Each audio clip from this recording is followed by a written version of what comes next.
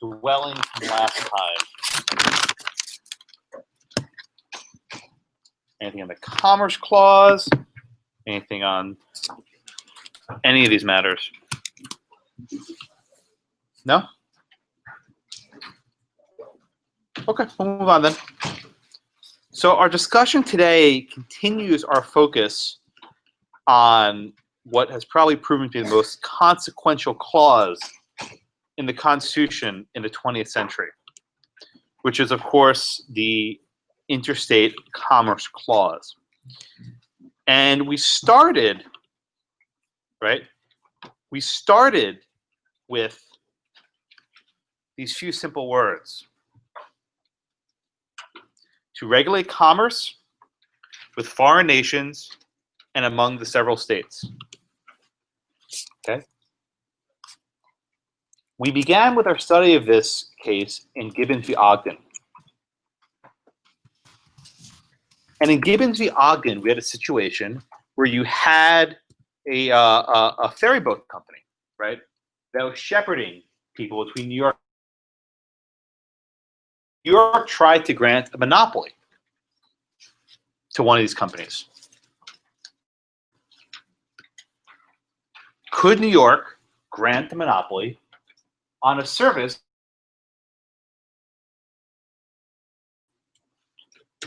The Chief Justice Marshall wrote that they could not. That the regulation of interstate commerce between two states was purely the function of the central government. But in the course of explaining that the interstate commerce was a function of the federal government, Chief Justice Marshall went a little bit further, as he often did. And he explained that Congress can not only regulate commerce between the states, Congress can also regulate commerce that affects stuff within a single state. Now, that wasn't necessary to holding the case. This was often called the dictum, but Marshall, I put them in the same plane. Marshall's awfully good at those, putting stuff into opinion that makes no sense until sometimes later becomes useful. Over the next, 120 years, the Supreme Court would grapple with what it means to have commerce among the several states.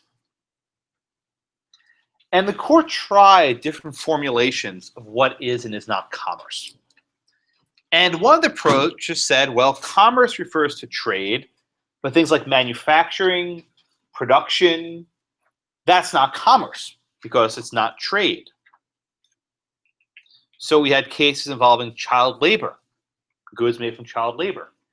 We had cases involving goods made by certain people who don't pay the minimum wage. In a somewhat inconsistent approach, the courts have held that these things were not commerce.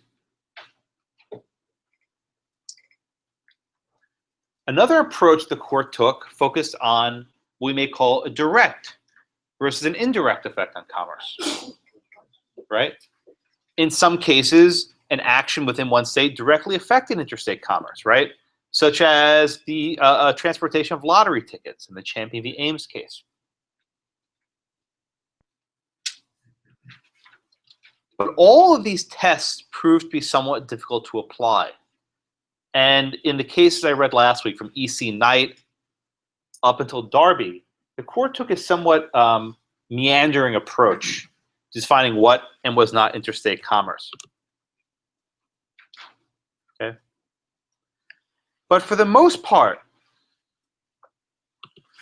right? For the most part, the court started from a single proposition. And the proposition was the federal government does not have a police power. The federal government does not have a central power to regulate the health, safety, morals, and welfare within the states.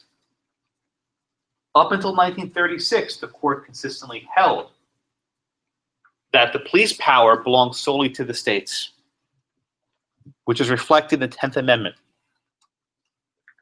that the states ultimately had the power over the health, safety, and welfare of the people.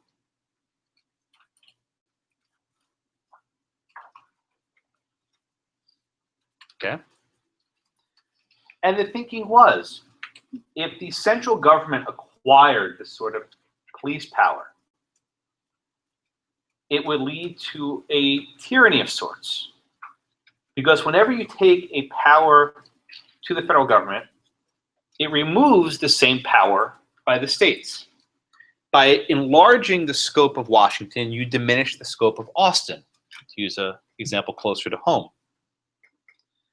And until 1936, this was viewed as something very bad.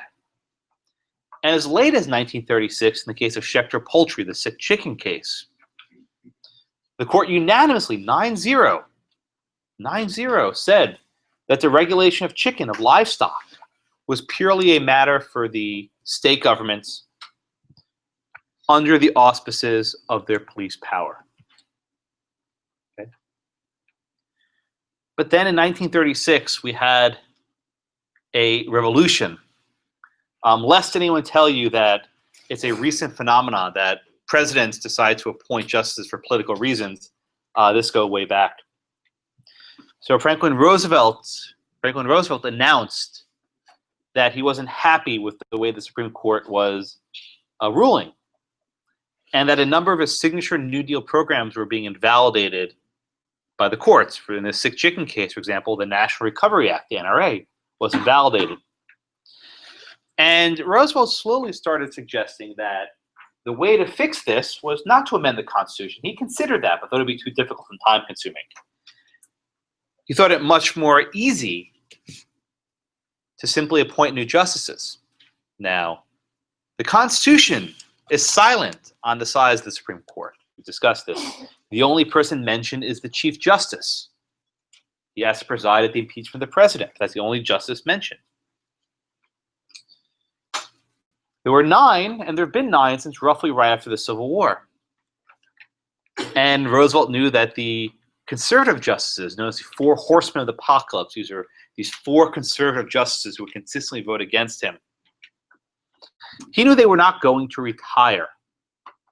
So he hatched a plan, what became known as the court packing scheme, where for every justice who was over the age of 70, which happened to be all the conservatives, he would appoint a new justice sympathetic to the New Deal. He would appoint a justice who would uphold the sorts of programs that he sought to implement. Now, the history on this is actually somewhat hazy, and the chronology is unclear. The conventional wisdom, which is almost certainly false, is that after Roosevelt announced this plan, the Supreme Court suddenly changed its mind, that a justice by the name of Owen Roberts, who was somewhat of a moderate, who would often vote with conservatives, changed his mind. The 5-4 started going the other way. That's almost certainly not what happened. Roberts had changed his vote before Roosevelt formally announced the court packing plan. Although it's probably true, though, that this plan was being talked about for some time, and everyone knew it was coming.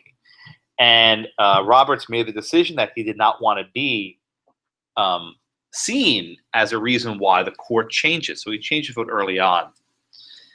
As a consequence of changing his vote, the 5-4s that used to go against Franklin Roosevelt started going in his favor. Okay. This was probably one of the most decisive moments in United States legal history. Had the court not changed the way it was going to vote, Roosevelt very well may have gone through his court packing scheme.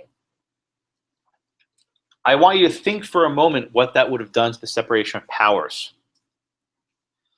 That whenever the Supreme Court rules in a manner the president doesn't like, the solution becomes to simply appoint new judges.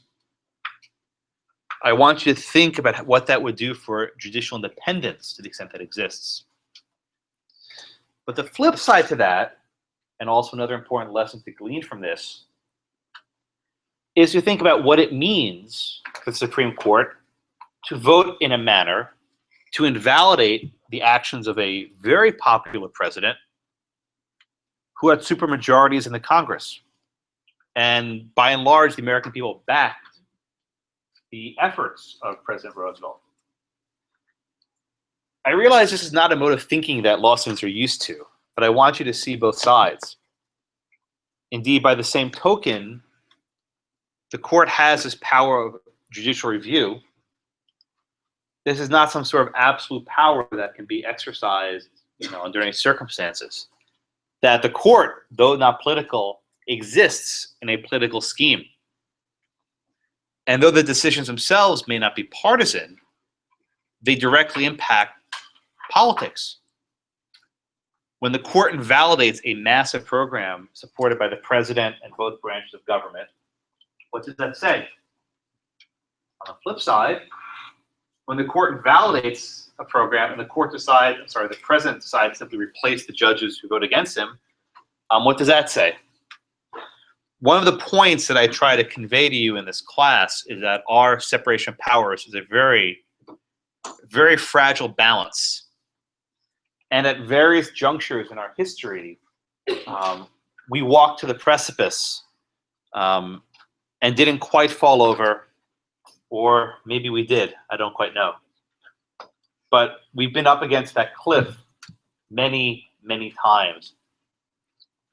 And the period of 1936 to 1937 was probably one of the most significant junctures in American history. Had facts gone slightly differently, it's hard to say what would have happened. So after 1936, there were a lot of changes made. In fact, we'll come back to this period next class and a couple other times this semester. But one of the most significant and radical changes affected the Commerce Clause. Okay. So any questions before we actually jump into today's case? I know I just gave you a lot to think about. Any questions?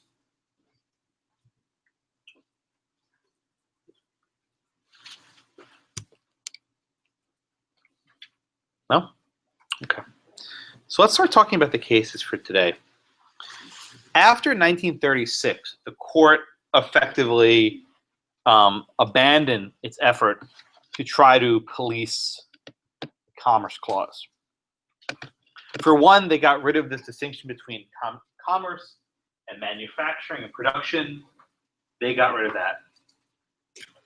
In the case of Darby, as well as NLRB versus Jones and Laughlin Steel, which we read about last week, the court got rid of this distinction between the direct effect on commerce and indirect effect on commerce.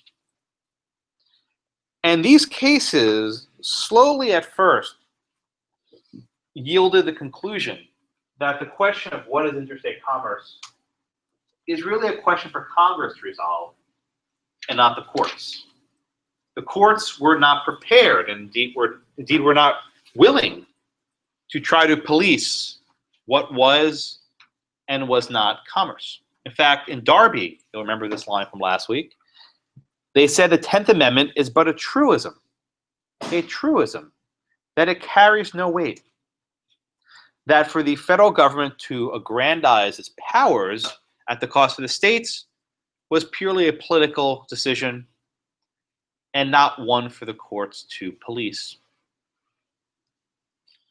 The high watermark of the court's Commerce Clause jurisprudence came in the 1942 case of Wickard against Filburn, authored by our favorite Justice Robert Jackson. This case is standing for the broadest articulation ever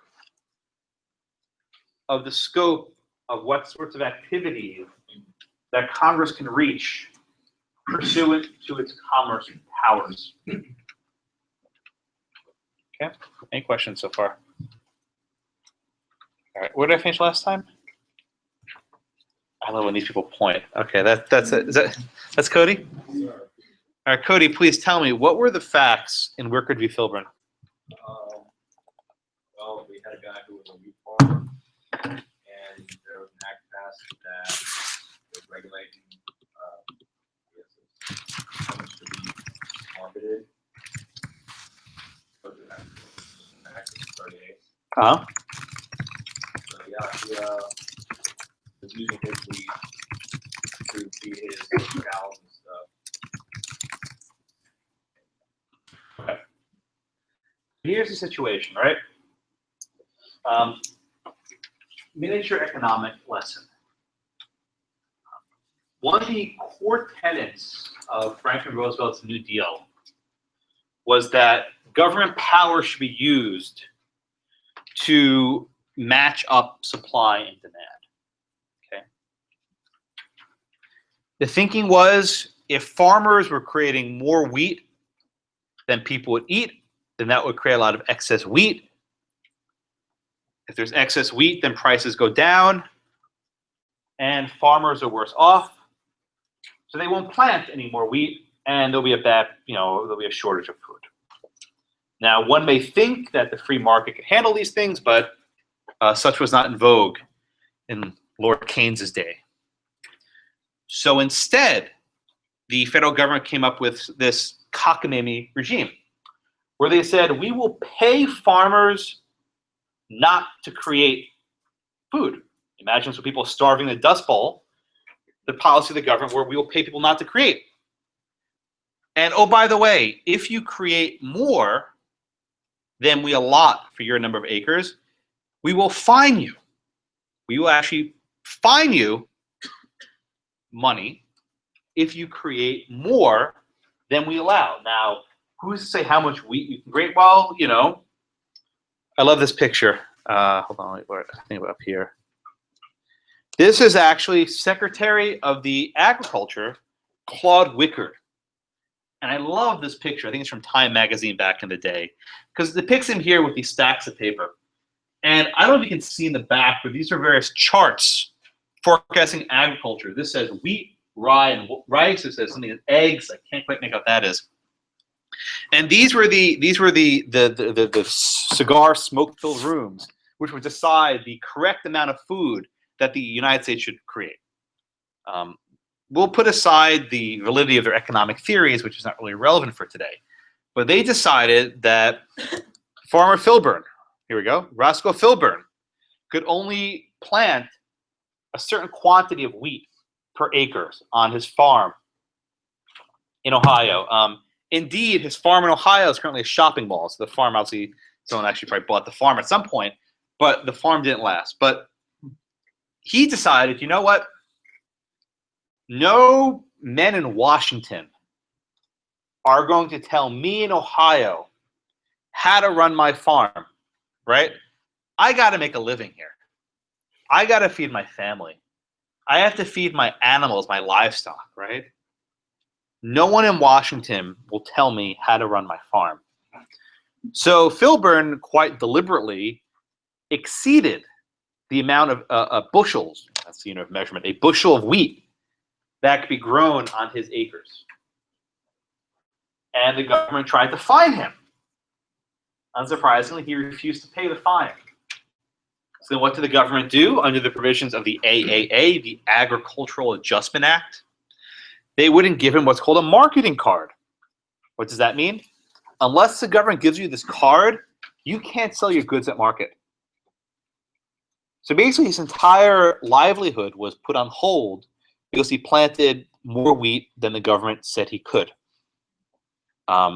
This is a serious and legitimate imposition for this person's lifestyle. But again, we're not questioning whether this was a wise economic policy, because it most certainly was not. The question was this within Congress's powers? Could Congress tell Farmer Filburn in the plains of Ohio how much wheat he could regulate?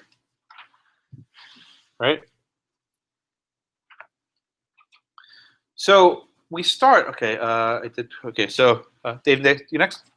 David? Oh, you're next. Oh, I appreciate the honesty. I always forget where I'm going. So, Charlie, tell me this, sir.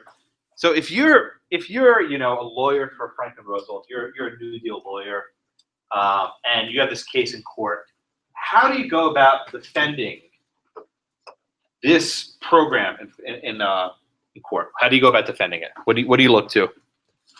Well, I would look to the fact that it affects interstate or the intrastate thing he's trying to do by sustaining himself. All right. Well, Interstate commerce. okay. So let's just start here, right? So the Constitution says, we can read it again, that it's not very long. It says to regulate commerce with foreign nations and among the several states. So the second part there, among the several states. What is among the several states? Commerce, Is this commerce among the several states? not directly. Ah, so here's the issue, right? This is the issue in the case. Unlike the boat, right? The boat in Gibbons that went between New York and New Jersey, or unlike the child labor goods, right, that are shipped from one state to another. Unlike the steel that's shipped from one state to another. Even unlike labor unions, which do business across state lines. The facts of this case are so specific.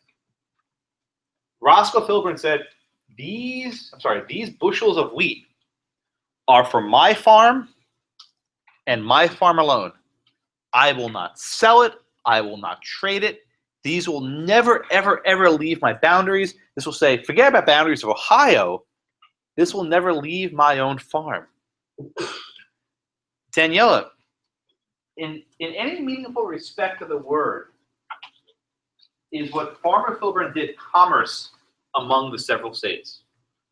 Literally. I mean, we can talk about precedent later, but just based on the Constitution, is anything he did commerce among the several states? Why not? Because he never actually put what he drew out of the state. He was just really Okay. putting his own comment. Okay. So this is what the government's presented with, right? In no meaningful sense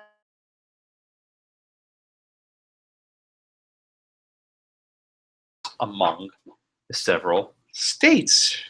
It wasn't.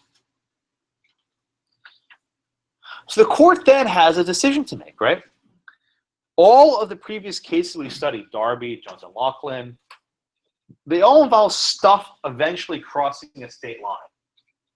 But the wheat at issue here would never, ever, ever cross the state line. It would never. Okay?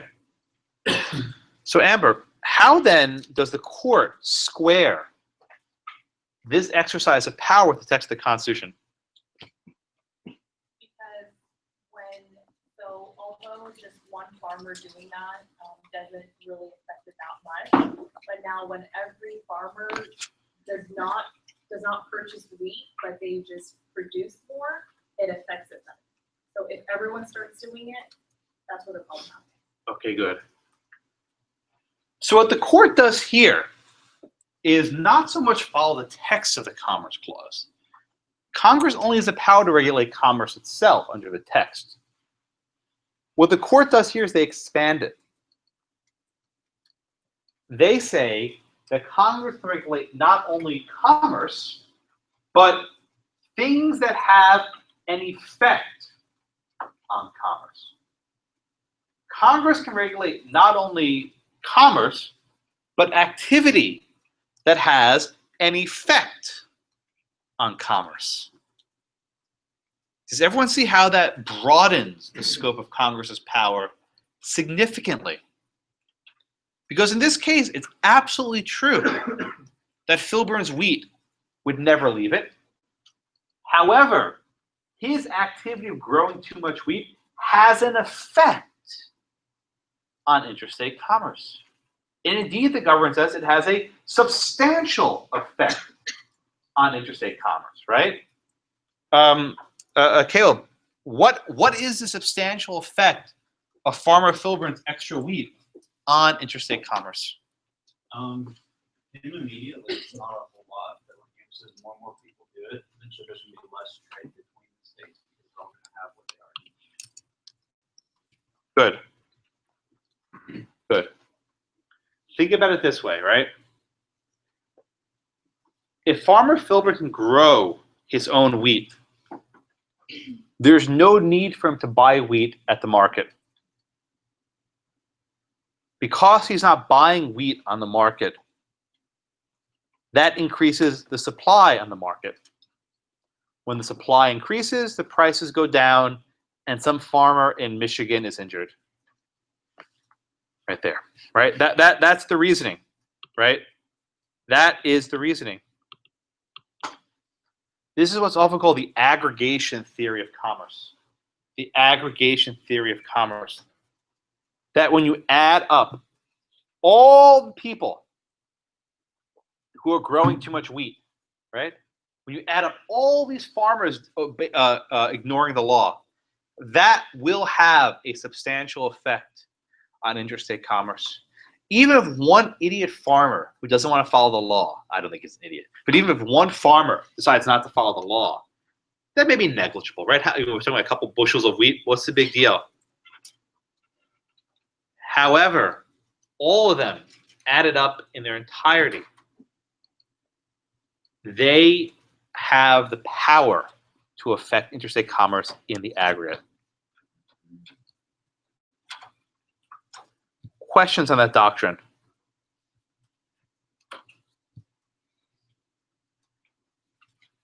Okay. Oh, yes, sir. Please go ahead. Do you think like maybe bad faith could have any effect on? Bad faith? What do you mean bad faith? Well, because the whole like him making the argument, I'm going to use all of the extra corn, all the extra wheat that I grew myself on my farm, but for next growing season. Do you think he may not have believed that because he was over double of what he was supposed to make? So it's like, you know, with the laws regarding how much home distillation you can do. It has to be for personal use, but the law. Moonshine? Yeah, you're allowed to just, but it's like 60-something gallons a year. You know the numbers? Yeah. God bless Texas. Yeah. So if I'm drinking 60 gallons of moonshine a year, You make by them myself, blind. Yeah. I'm not breaking the law. But if you believe I'm really distilling 60 for myself, that I'm obviously selling some. If I'm actually distilling that much. So you don't believe Filburn? So I'm thinking that. So do you think maybe I'm looking at it? No, I don't think he was going to use more than use a lot of the grow in his own years. So maybe bad faith would have kind of pushed. So I'll get to you in a second. So I think your moonshine may be giving you some insight. You're right. The facts of this case were almost certainly false. From what I've read, and I've read a lot about this case, it's almost certainly the case that this wheat was not only for his animals. We don't know. I mean, this is conjecture, but from what I've read based on legal history, a lot of this wheat was probably being sold. But it didn't matter, right? And I'll tell you why it didn't matter. The Roosevelt administration wanted this test case to be clean. They wanted to actually establish their proposition. Even if you had an honest farmer, right? Farmer in the Dell, right? Even if you had an honest farmer who was only keeping the wheat for his chickens, that's what they wanted to be able to regulate. So even if the Justice Department realized, okay, this guy's full of it, but he's selling it. Of course he's selling it, right? They wanted this case, and they took it, and the government made no effort to contest those facts. That make sense? I saw another hand somewhere. I was just going to say, yes, right there. I was going to say that, I mean, you could have, like you said at the very beginning, you could have just been growing the wheat just in spite the fact that Congress passed this act, saying like, oh, they're going to tell me how much I can grow. I'll show them. Yeah. So I mean, the other. Doing it for commerce, he's just doing it just because he's proven a point. Yeah. So Zach, the other point to realize is, people often say, oh, these people challenging Obamacare and this and that, they're all, whatever. This goes back. The opposition to Roosevelt's New Deal was very strong, very strong. There was actually a group which was like effectively a precursor to the Tea Party called the Liberty League. And these are people who use legal means to challenge the New Deal in court. These are mostly conservative industrialists. And this was another test case of trying to scrap in the power of the central government. I mean, there's actually, I know I Googled this at some point, there's actually something called the Roscoe Filburn Foundation or something like this who are trying to keep his memory alive. These farmers didn't want to be told what to do. They want some bureaucrat telling how many acres they're planting. So that's not at all what they want. So I think your point is also well taken. Yes, sir. So they kind of held primarily in the facts of his case, this one, on the impact of him using his wheat that he grew on his farm in terms of him not buying that same amount of wheat on the market. that was the effect. Yes, They were yes. arguing. So, In the macroeconomic sense, exactly. but they didn't address anything like options. He could have changed from wheat to something else and had the exact same effect. But Oh, they didn't talk about that. had he planted a different crop, there'd be a different law to restrict that. Right, but my question is, why did they not address that at all? Because that would change. Because then they could effectively say, well, no, you can't grow something else. Now you have to grow this wheat if you chose to do something different. Well, that'd be even more strict, wouldn't it? Right, but I'm saying that's effectively they're holding the house to that. So, let me ask you a question, right? Could the government make Filburn grow wheat? Could they require him? Say, so listen, I want to grow cotton, whatever, right? They say, no, you have to grow wheat. Could the government make you grow wheat if you're a commercial farmer? Based on their holding, they could. So one of the questions you'll discuss next week when we do the Affordable Care Act case is a related one. Can Congress force you to buy a product? Could Congress force you to buy broccoli? Right? As a bit of sadness, there was actually, let me show you this picture, part of Justice Scalia's memorial. Let's see if I can find this picture. Someone actually brought a number of items for Justice Scalia's memorial at the Supreme Court. And if I say it, I'll ruin it. Let me find the picture.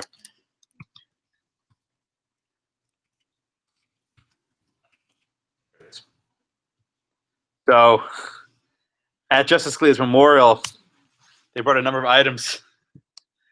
One of which was a crown of broccoli, because most famously during the Affordable Care Act arguments, Nino asked the Solicitor General, "Can the government make you buy broccoli?"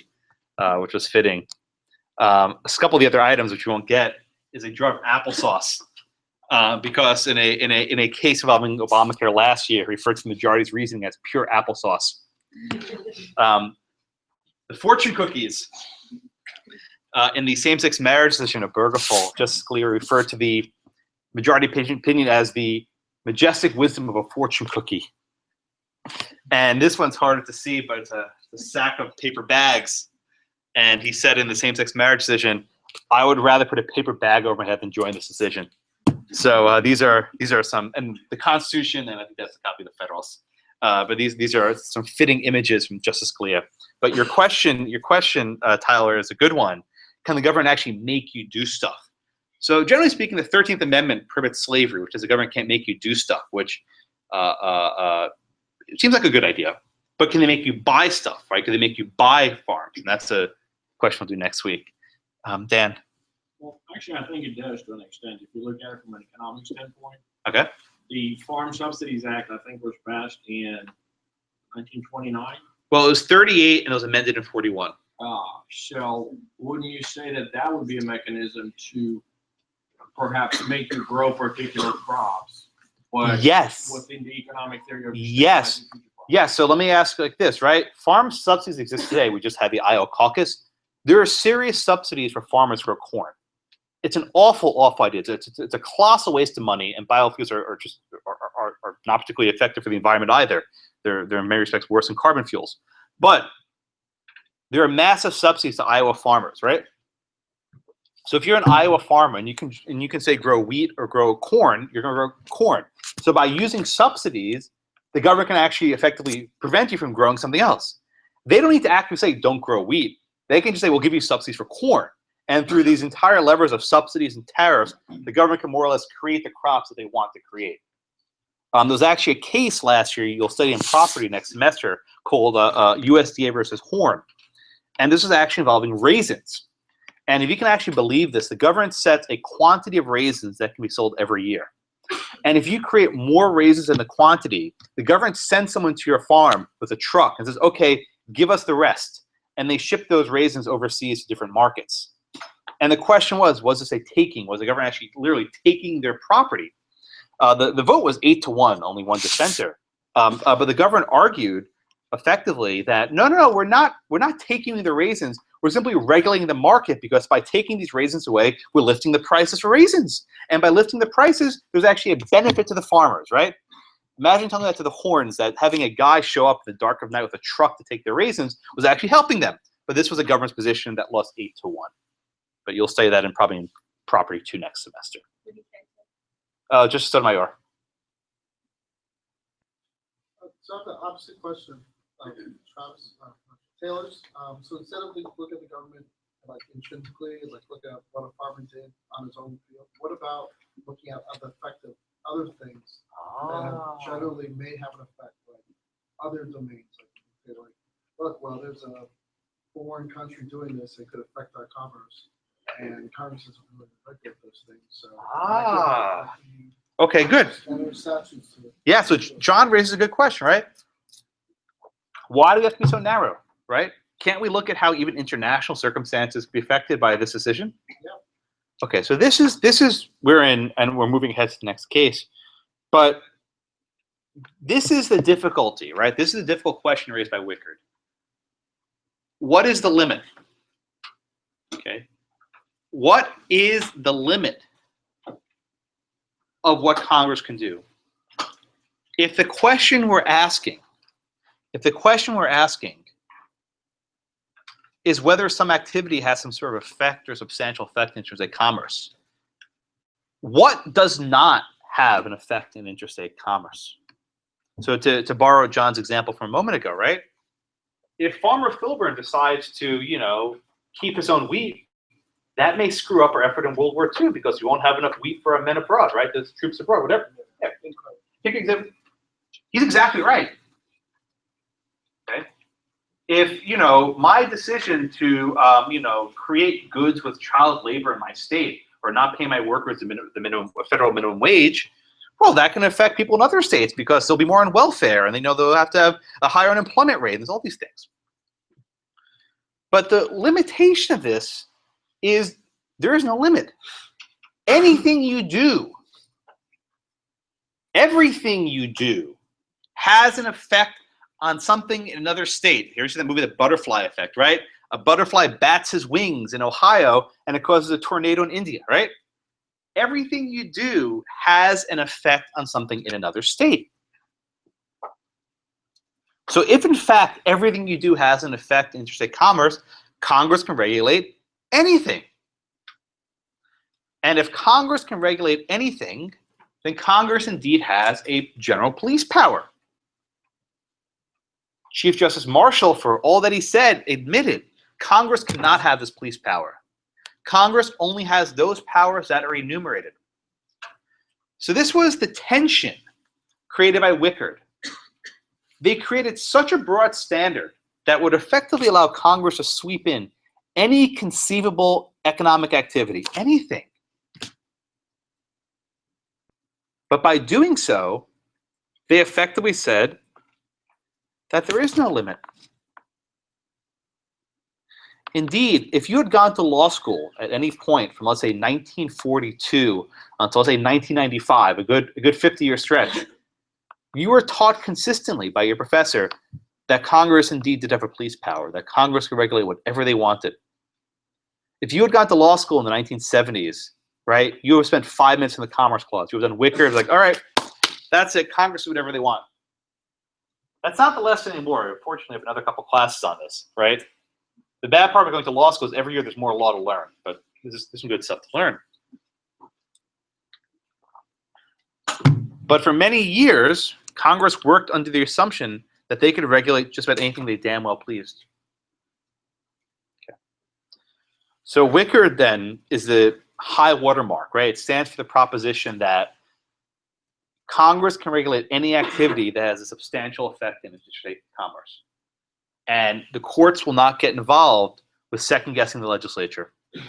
If the legislature decides there's a substantial effect, that's not for the justice to intervene. If Congress passes a law and the president signs it, that's good enough for the justices. And indeed, the majority opinion was by Justice Jackson, right? Who, the hallmark of his Youngstown opinion, we keep going back to, is whether Congress and the president are on the same page. Here, Congress and the president are on the exact same page.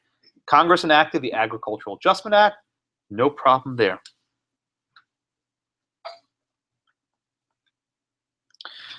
Okay, any questions? All right.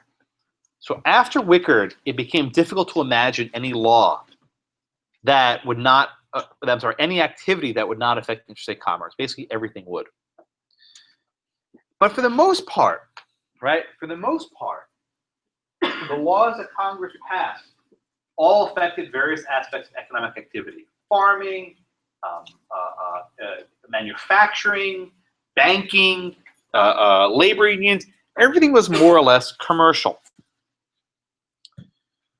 Okay, but then we move on to the 1960s, and Congress opens up the next front in Commerce Clause cases. And the Commerce Clause was then utilized as a tool for civil rights laws and desegregation. Okay, so I want to first disabuse you of a notion, right? Which I'm sure all of you thought. So the 14th Amendment, as I hope all of you have read at some point, guarantees the equal protection of the laws. It guarantees equal protection of the laws. So we'll study later in a case that you've heard of called Brown v. Board of Education that segregated schools deny equal protection. Okay, we'll say that later. But what about segregated businesses? A segregated hotel, a segregated lunch counter, a segregated restaurant, whatever it is, right? What then is a constitutional difficulty there? What's it up to? Is that Dylan? Yes, sir. So Dylan, does the 14th Amendment in any respect prohibit segregation in hotels and restaurants and wherever else? Not necessarily. That's not a good law school answer. Yes or no? No, it's not. Why not? Because it's not expressly said. What does the amendment say? It says that no one shall be denied the equal protection. Who cannot deny the protection of the law? No state. The 14th Amendment says no state shall deny the protection of the laws. Dylan, is a restaurant part of the state? Is the restaurant part of the state government? No. Is a hotel part of the state government? Okay. The 14th Amendment, we'll study this later, but I'll give you a preview, only applies to what's called state action. State action, action taken by the state. So a school, public school, right? A government building. Under the modern understanding of the 14th Amendment, they cannot deny someone the equal protection of the laws. Private businesses can. This may surprise you, but it shouldn't. You and I, as private institutions, South Texas College of the Law, right? We are in no way bound by the Constitution, right? The dean of the law school tomorrow could pass a law saying freedom of speech is no longer allowed on campus. It'd be an awful idea, but there'd be no constitutional violation, right? A private school today could decide to segregate itself. There would be other causes of action, but there's no constitutional problem there. The Constitution only reaches state action. So in the 1960s, as Congress was attempting to legislate civil rights laws to prohibit racial discrimination, they had a difficulty, right? The most obvious power they'd want to look to, the 14th Amendment, was unhelpful. They couldn't use their Section 5 powers, right? Their power to enforce the Equal Protection Clause. Because a segregated restaurant or a segregated hotel was not in any respect state action. So because they couldn't turn to the 14th Amendment, Congress turned to the Commerce Clause. And when you read Hearts of Atlanta Motel, there was a discussion about the 14th Amendment, which probably made no sense to you. I hope it does now. But the court said, listen, we're not getting to the 14th Amendment business. Let's just focus on the Commerce Clause. So we understand that, right? The only basis in the Constitution by which Congress could regulate private businesses and require them to desegregate or require them to integrate, to with the negative, was under their commerce powers.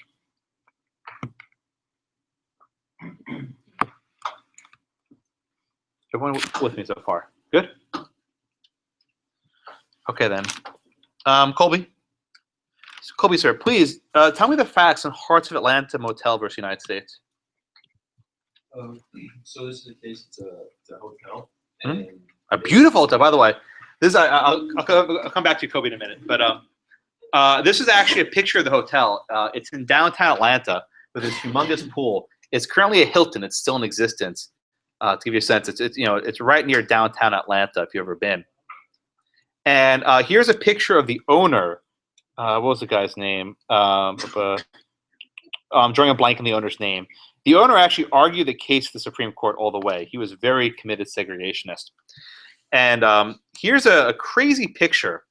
There's a funny story with it as well, of a boat put into the swimming pool, and there's a woman inside inside the boat.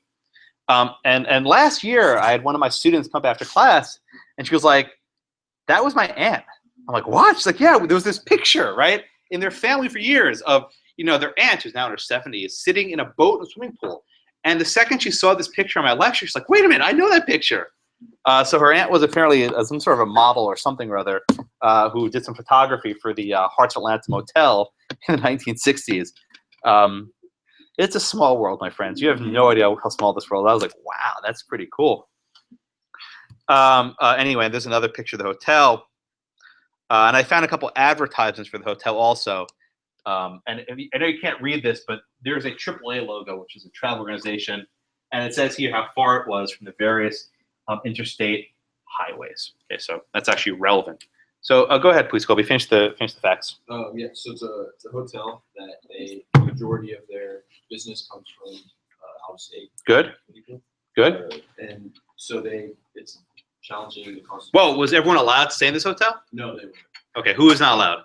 Blacks were not allowed. It was a segregated hotel, which was strikingly common at the time throughout the United States.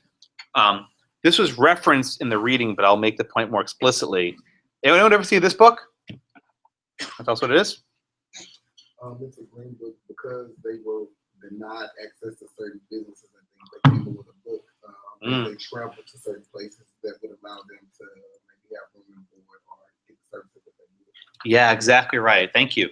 So throughout much of the 20th century, okay, not just in the South, but throughout the United States, accommodations were segregated. This was in Ohio, in Delaware, in Minnesota. I can find you in any state. There was segregated facilities. So actually a group published this book, since 1936 established, that listed hotels, taverns, restaurants, garages, I mean, even to get gas for your car, right? Imagine driving through a state and you don't know where to stop to get gas. These were places where blacks were allowed to actually go to acquire, the most basic services you could even want. One of the locations that was not in this book, of course, was the Hearts of Atlanta Motel, which was exclusively segregated. Now I have some more pictures I want to show you. This was a cabin in South Carolina. So to give a sense of what the accommodations look like that were in this green book, this sign, if you can't say, it says "Cabins for Colored," and that looks like a pretty rustic accommodation, to put it mildly. Here's some more pictures. This was from Lancaster, Ohio, a restaurant. So it's not just in the Deep South. It says, "We cater to white trade only." I think that's all for now. I'll come back to those ones later. So you have this hotel in the middle of Atlanta, and the Civil Rights Act is enacted. And immediately upon the enactment of the Civil Rights Act, the owner of the hotel challenges it in federal court. Elizabeth, what's the motel's argument about why Congress cannot force it to admit blacks to the hotel?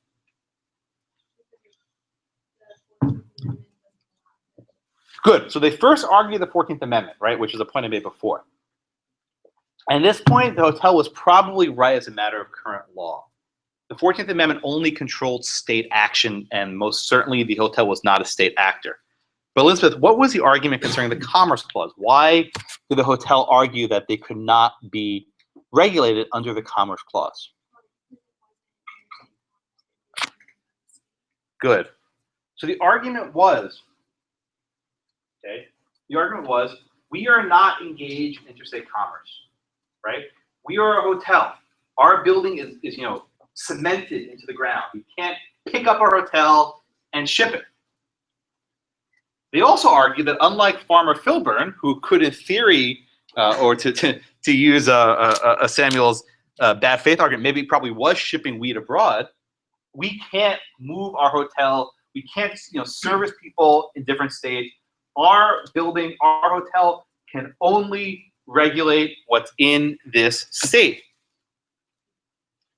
Okay. Someone's raising a hand. I can't hear. Okay. So Nicole, how did the court handle this argument? What did the court say to this argument? They said it wasn't right because it affects interstate commerce because, I mean, like you said earlier, most of their business comes from out of state.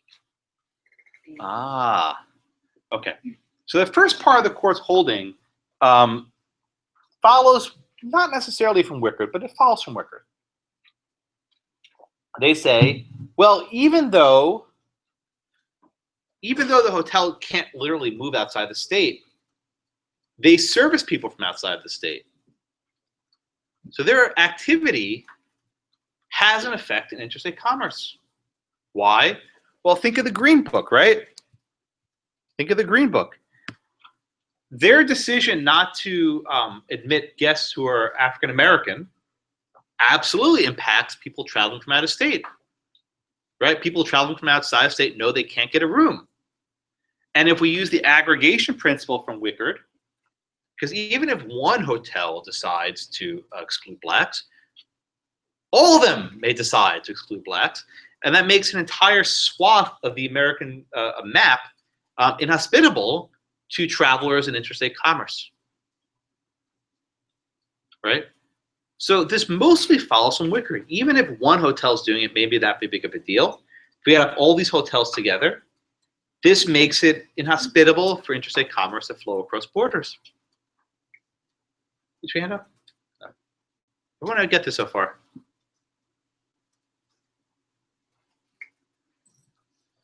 So is that, hold on, Travis? Travis, let me ask this question. Travis, is discrimination an economic activity? Yes, it would be in this sense. How so?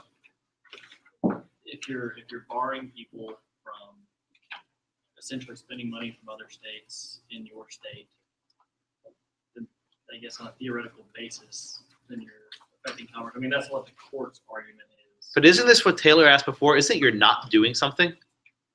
Is not admitting a person to your hotel an economic activity, deciding not to rent a room? On that basis, it would be an intrastate activity. I mean, so it's not. So one of the other aspects of the case, which may not have come through though, is the decision not to rent a room is in many respects not an activity at all, right? They weren't saying if you do rent this room, you need to provide, some minimum level of care or some, certain number of pillows, whatever it is, right? Here we have a situation where they weren't letting people in, period. To use Taylor's example before, they didn't want to grow wheat, they grew corn. So in this respect, it wasn't just a requirement of economic activity, it was actually a mandate to do something. You were required then to admit people who you would not otherwise admit. So this case did a couple things to Wickard, right? It first expanded what the scope was of substantial effects. It wasn't just your goods can go across state borders, your wheat can go across state borders. It also stood for the proposition that people can come to you. And second, it expanded what the scope was of an economic activity. It wasn't just your decision to do something too much. It was also a decision not to do something at all, which is actually a very staggering thought. I mean, in hindsight, it's fine because, discrimination, whatever, but it actually suggests that Congress has the power to make you engage in economic activity. Keep this in mind when we move on to the Obamacare case, where one of the key propositions is that Congress can compel people to buy health insurance, right? This is all building up to Obamacare. There's the crowning success or failure, depending on how you characterize it, but this is where it's all building up to.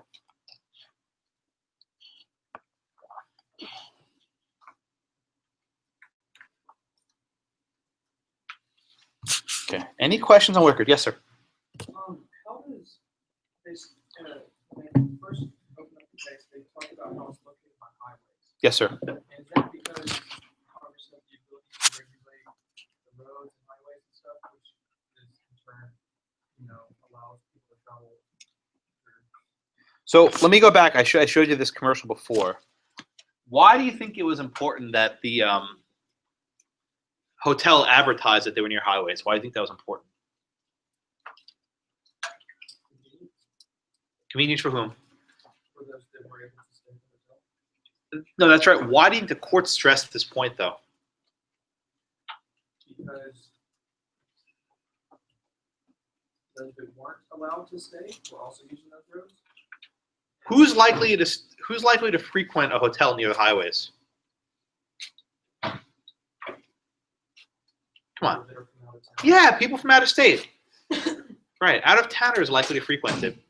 So the court said was, even though the hotel itself wasn't in interstate commerce, they attracted and solicited business from out of state. As a result, that activity of actually soliciting business from out of state had a substantial effect in interstate commerce, right? That they were soliciting business from out of state, but they were not admitting a significant number of people. That itself had the effect in interstate commerce. That makes sense? Yeah, Mirza? I'm not understanding how this is a stretch, like expanding substantial effects on interstate commerce, because is it under customer practice? Like the market effectively comes to me if I run a hotel, right? I don't walk around telling people, like I advertise obviously, but I don't just pick out specific groups of people and say, hey, come stay at my hotel, right? Like the market has been coming to you this entire time, like since people have held it, and other people have come in and asked to stay. So how's that an expansion? I'm not understanding. So in Wickard, wheat, right, could travel across state lines. A hotel can't, right? The physical cement hotel can't move. So whereas Wickard actually involved an article that could, in theory, travel across state lines, perhaps in bad faith, here, nothing's traveling across state lines that is actually created by the hotel. That's it. Understand? Yeah, no, I thought I missed something. That makes sense? Okay, good. Other questions? So like. Yes, sir. Wait, just make sure you raise your hand so I can see you. Soliciting state, so just soliciting out of state commerce. Ah, the soliciting, right? Did that play into the court's analysis? So a bit. I mean, no, but reading it, did the fact that they solicited from out of state, see, That's what- it wasn't so clear, right? Yeah. So the reason why, in their solicitations, right, look at their commercial. Is there anything discriminatory about their commercial? Ah, right. So I'm actually going to get to this in about 3 minutes, right? But does the mere fact that someone advertised out of state, that in fact is an interstate activity, does that mean that Congress can sweep in everything else they do? See my point? Right? If you take one action out of state, such as mailing a commercial across state lines, does that then allow you to regulate the entire activity of everything that's done?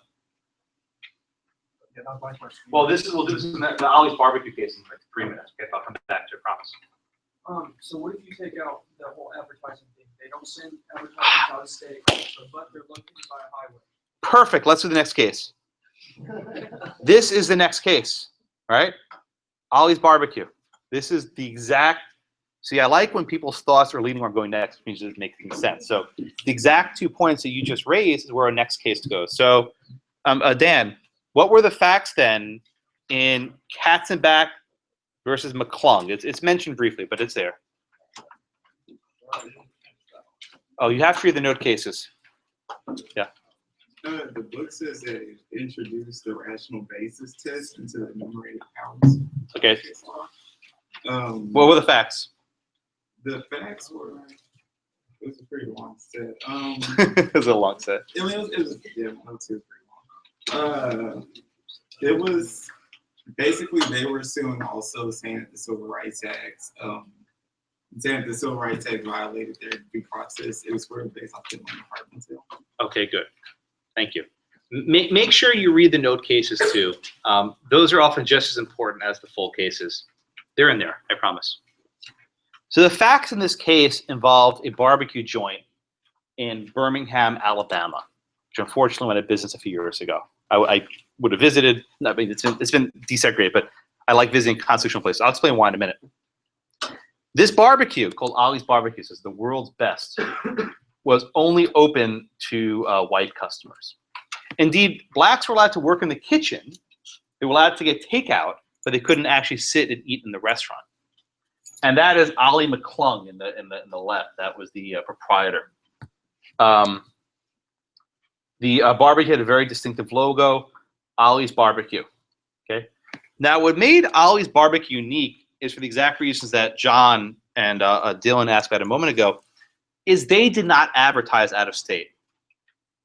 They did not attract any out-of-state customers. This was in the middle of nowhere. I mean, it was a remote barbecue pit, right? They did not advertise anything.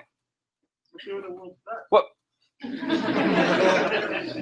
Indeed, puffery, as they say, right? Puffery. Okay, but I'll get there in a second, right? Yeah, that's fine.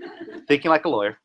So this was a barbecue, though, that was a much tighter fact pattern than the Hartsville Atlanta Motel. The Hartsville Atlanta Motel quite deliberately did not advertise out of state. I'm sorry, quite deliberately advertised. This one did not. So how, I'll go back to you, Dan, how do you think the court held that even for a barbecue pit that never, advertised out of state, that this, in fact, place had a substantial effect on interstate commerce? No one from out of state went there. Just presume that's true for a moment. What about their supplies? Oh, good. What do you mean with the supplies? Well, I'm sure not all the supplies were goods produced locally. Yeah. And one way or the other, they were touched by interstate. So food, right? What if you're a restaurant that's entirely in state, but you order your wheat for your bread from another state, or you get your livestock from across the border, or you get your liquor from across the border? You see how this goes, right? In our era of, mass transit and electronic communication, very little is actually done entirely in a state line. And so now, since John is being such a sleuth, right? I spent a lot of time on this case. So I actually, the place went out of business a number of years ago, and I actually ordered an entire case of the barbecue sauce years ago. If you notice, this has probably been 2009. It's gotten a lot darker. Eventually, this will spoil. I'd never actually tried it. It's very gross. But it used to be for sale. What's that? I'll take the word for it. But I actually did some investigation. Okay, and so Dan said, were there any suppliers for Ollie's Barbecue proving that they got stuff from out of state? If you read the actual decision, there's actually no evidence in the record that they got anything from out of state. But I have evidence that they got stuff from out of state. Here, I'll blow it up for you. Okay? I have eBay alerts for lots of Supreme Court tchotchkes. If you come to my office, I have lots of these Supreme Court relics. And I have an alert for Ollie's Barbecue. And a number of years ago, someone on eBay put up a listing for an Ollie's Barbecue matchbook from, I'll explain the year in a minute. I got in the mail, okay? And what did I find? Can anyone read what this says? Universal what? What does that say? Atlanta, which is in Georgia, which is not Alabama. So proof. Proof in my fingers that Ollie's Barbecue reached across state lines to transact a matchbook, brought it back to Alabama, and gave it to their customers, which someone made it to my eBay account, okay? So, yes, it is indeed true that suppliers will be across state lines.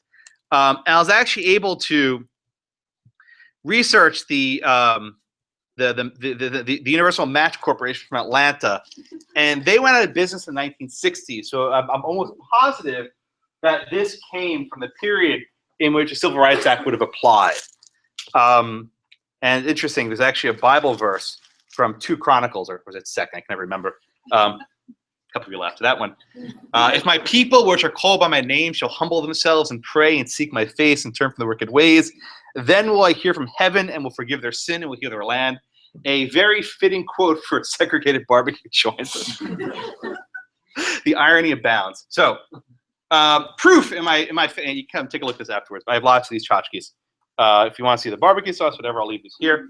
But proof that indeed they were engaged in some form of commerce among the states, even if their restaurant did not attract out-of-state customers. Yeah. Isn't that also an argument that could possibly be made that participation in, for instance, the financial system, like for instance, that joint had to bank somewhere. That bank had to loan money. Those loans were in and out of state. So Dan raises a fair point, right? Dan, is it even possible, forget today in the 1960s, to have a business that is solely within one state? Was even possible in the 1960s? No. No. Right? This is why the substantial effects test can be criticized, because nothing, I'll say it differently, everything has some sort of effect in interstate commerce. Everything.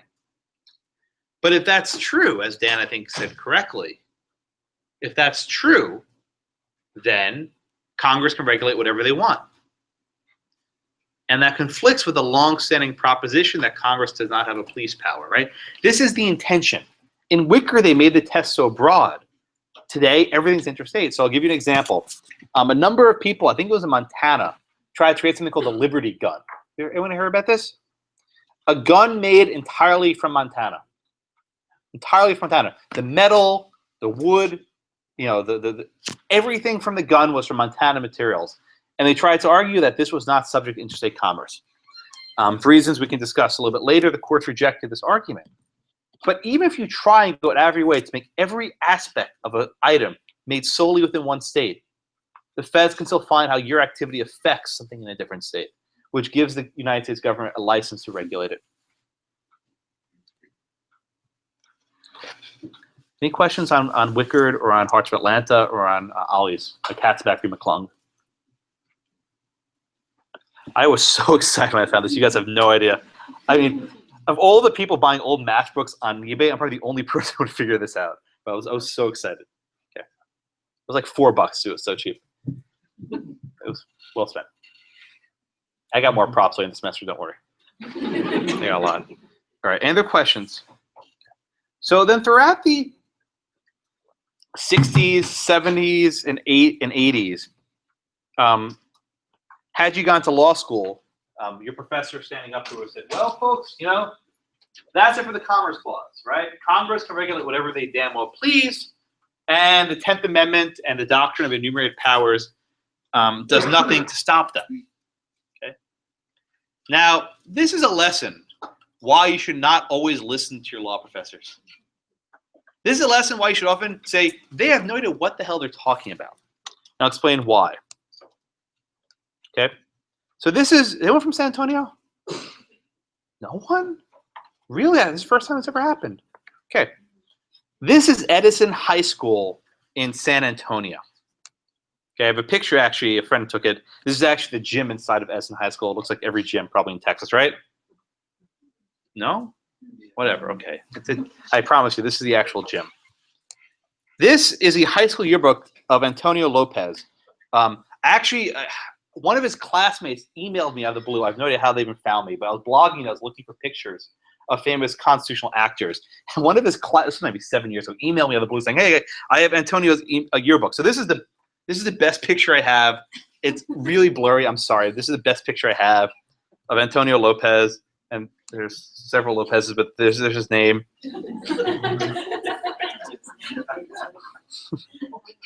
So here's a picture of Mr. Lopez. I think it was on the soccer team.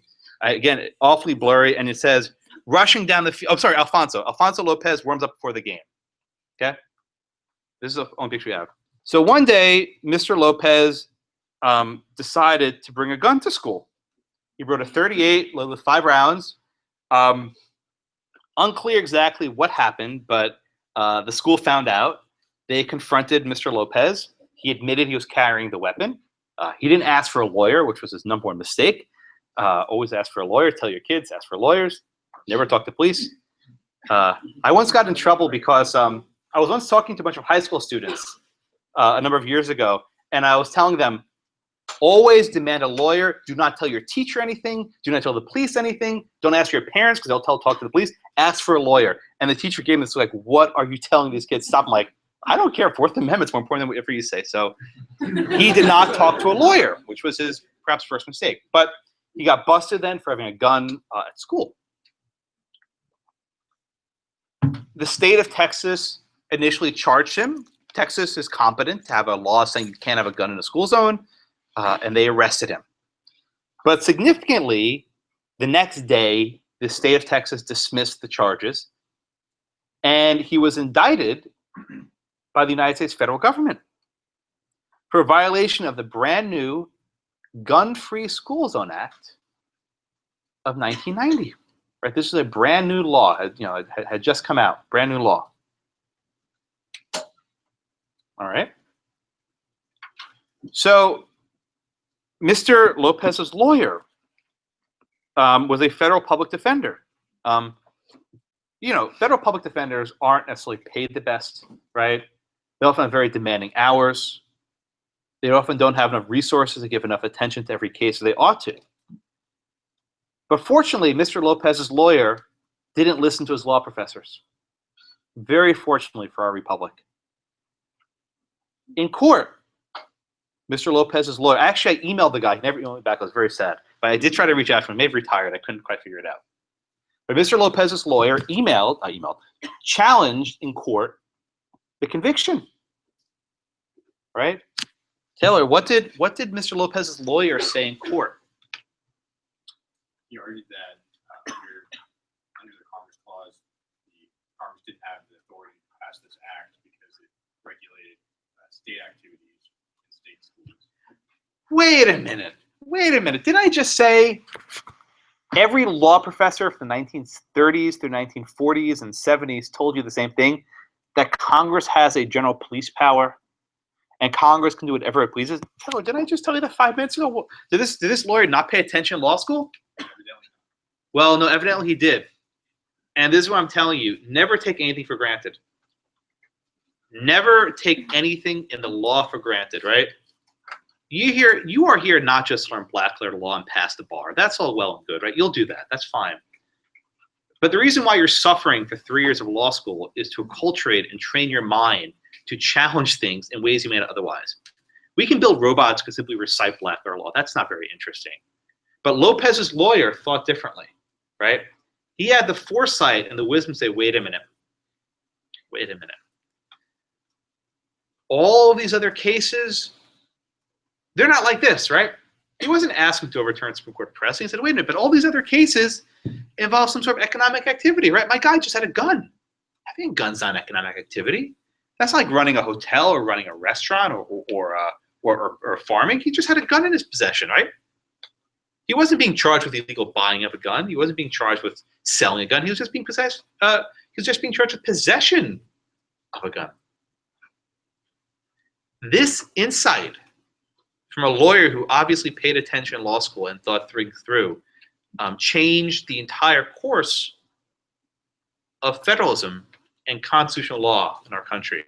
And again, this is why I emailed the guy to say thank you, but I can never quite track him down. I gave up years ago, but I tried. Okay? So this was challenged in court. And the trial court, unsurprisingly, said, no, what are you crazy? Congress can do whatever they want.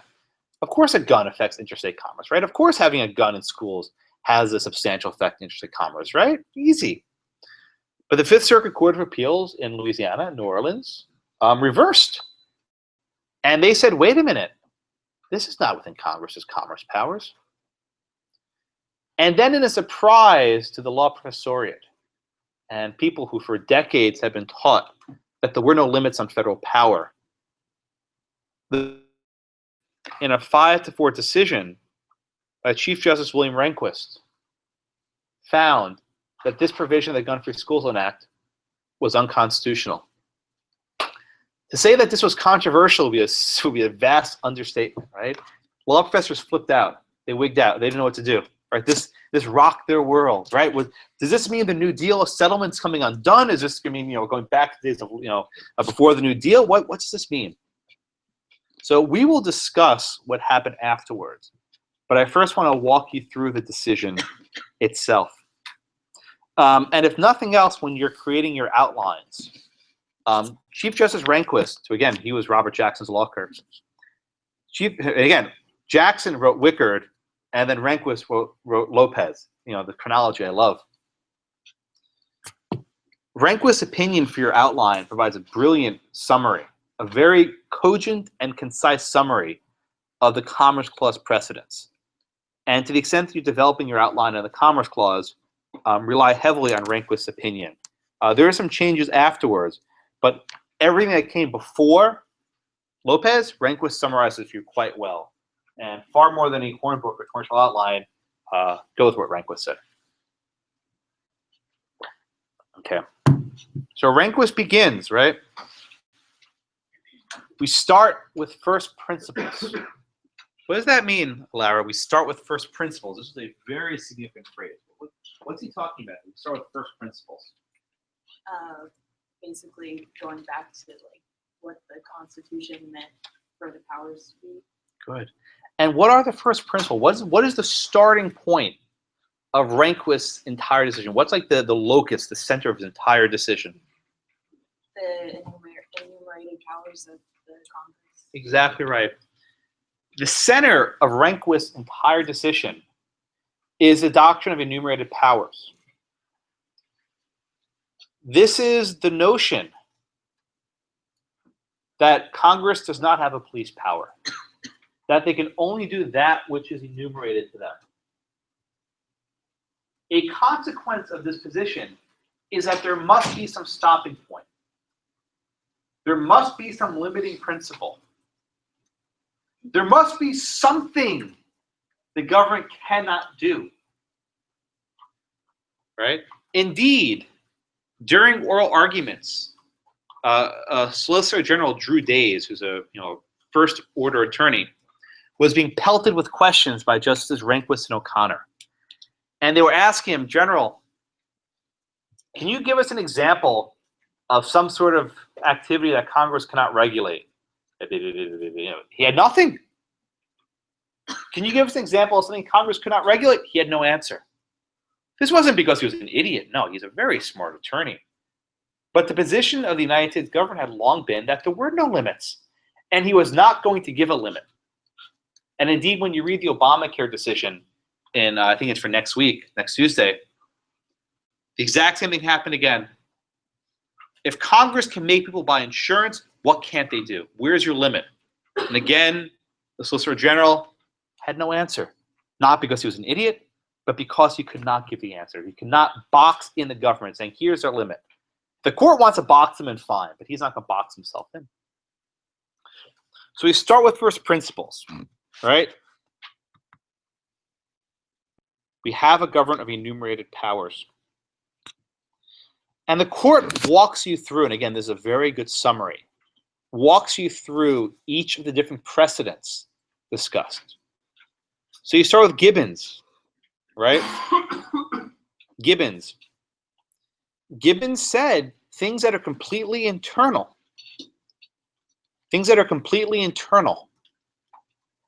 cannot be regulated by commerce. Exclusively internal commerce of a state is beyond the purview of the government.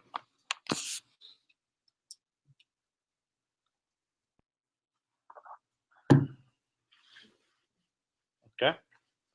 Then Rehnquist walks you from the cases from E.C. Knight through Schechter Poultry. Again, this is a very good summary. I encourage you to almost copy this verbatim into your outlines. It's quite good.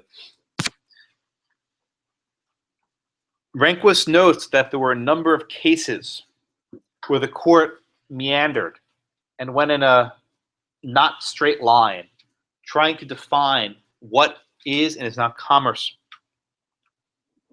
For example, in E.C. Knight, this was the sugar case. The court said that manufacturing is not commerce. In Carter Coal, the court said that mining of coal, is not commerce. Okay. We have the Shreveport rate case. You recall this was a case where Louisiana Railroad was charging more for a rate within the state than to go out of the state. There, the court held that there was interstate commerce because the rates had an effect on other states. And then we have Schechter Poultry, the sick chicken case. Right?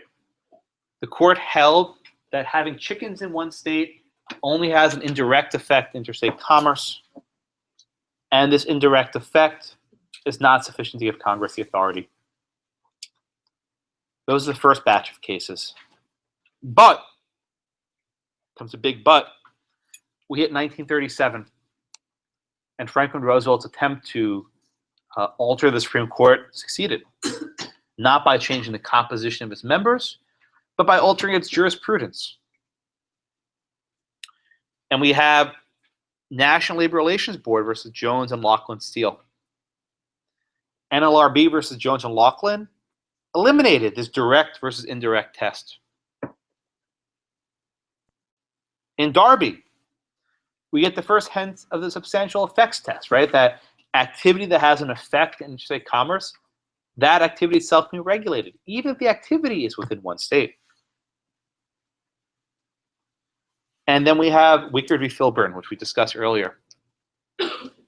Purely intrastate economic activity that has a substantial effect in interstate commerce can be regulated by Congress.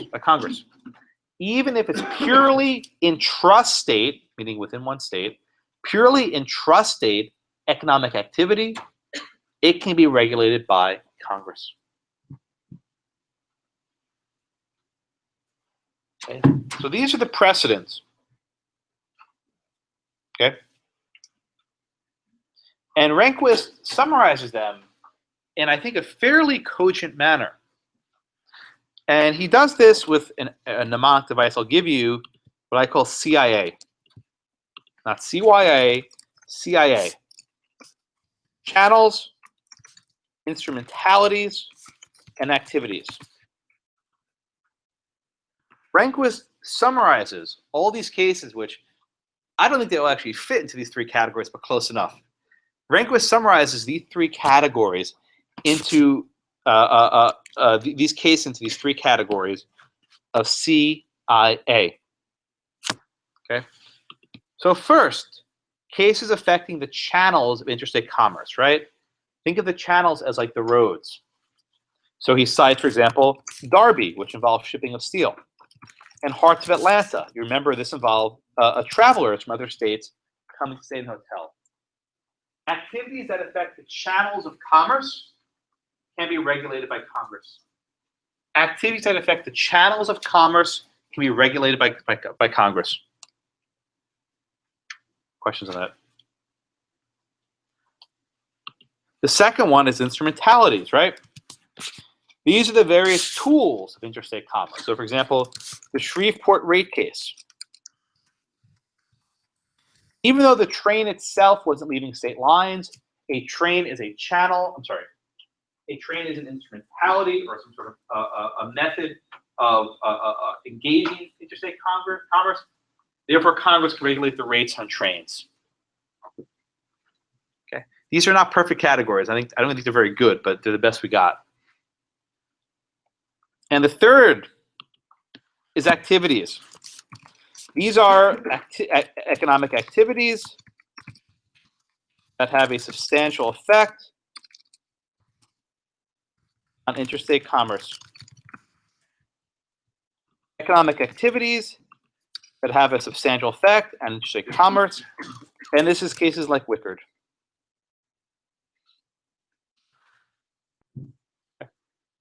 So if there's an economic activity that has a substantial effect on interstate commerce,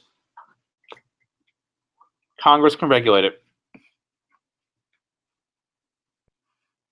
Everyone with me so far? Questions? So the question becomes then, how do we treat a gun in a school zone? How do we treat a gun in a school zone? I recalled in Zachary. Helen, how do we treat a gun in a school zone? If in fact this is the three categories, I don't think they're actually very good categories. Let's pretend they are. Where would we slot in, right? where would we slot in a gun in a school zone? Is it a channel of commerce? Is it some sort of instrumentality of commerce, something that can be used to engage in interstate commerce? No. Is it an economic activity that has a substantial effect on interstate commerce? It could be activity, but I don't know how much it would be done. Oh, you got it, nailed it. This is how Rehnquist decided the case. Okay? This is how Rehnquist decided the case. If you think about every case we've done today, they all involve economic activities. Farming, running a hotel, running a restaurant, right? What Rehnquist says is that merely possessing a gun is not an economic activity. Buying a gun would be economic. Selling a gun would be economic. Shipping a gun would be economic. Merely possessing a gun is not an economic activity.